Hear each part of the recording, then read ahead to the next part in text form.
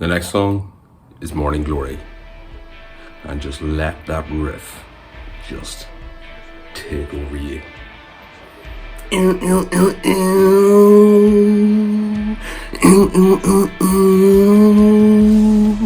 What a riff, what a start, what another kick up on the album when you're listening through, going from She's Electric to the Helicopters. And then that riff just kicks in out of nowhere as if it's a tower rising up from the desert thousands of miles away in some sort of dune landscape or something. Yeah, what a powerhouse in guitar rock. This may have been the heaviest song I'd ever heard at this time. I heard this, as I said, from the Helicopters in the distance all the way to finally crescendos out into what would become the Swamp Song, into Champion Supernova. But just the raw guttural energy of that guitar riff, and yeah, Liam's vocals at their peak, just belting out.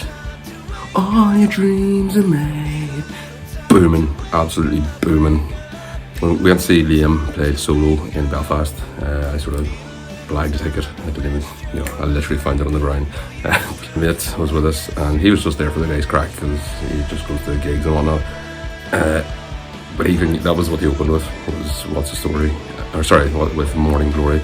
And when he just looked around and everyone was in full fucking belt at the chorus, at the verse, just in complete unison.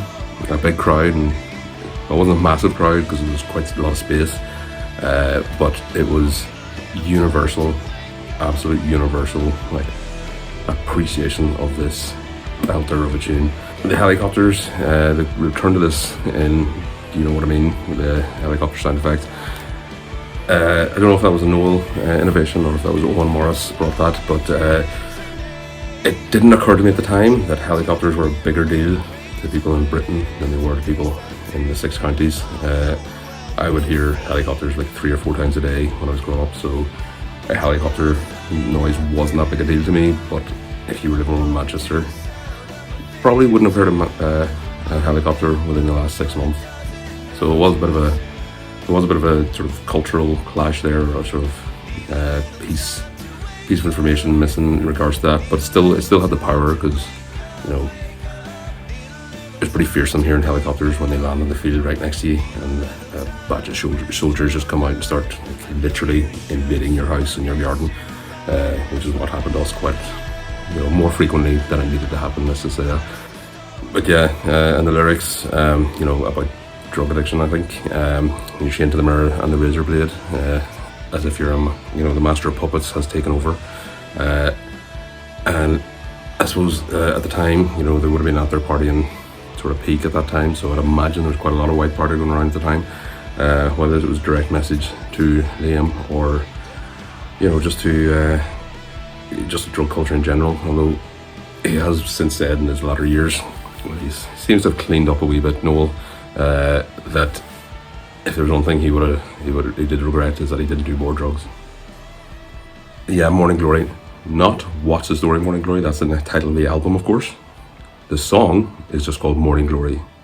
Yeah, a guitar rock classic. Like the guitar solo and everything, without being, Eddie Van Halen, techniques, or Jimi Hendrix, bouncing around the fretboard. It still manages to be a really, really powerful guitar solo that really complements the song. Again, the riff, which is deceptively, it sounds a lot more complicated than it actually is, but when you try and play it, it's really hard to actually hit those notes in the right the right moments, and it's really hard to get the power to sound out of that bend. So I will give that to Owen Morris. That was probably definitely one of his innovations. That when you try to play that, it's really hard to make it sound as epic when you're just playing on an electric or even soundstage setup. It is really difficult to recreate that. So whatever they did in the studio, just bottle that. And we're coming up to the close now of the one of the greatest albums of all time.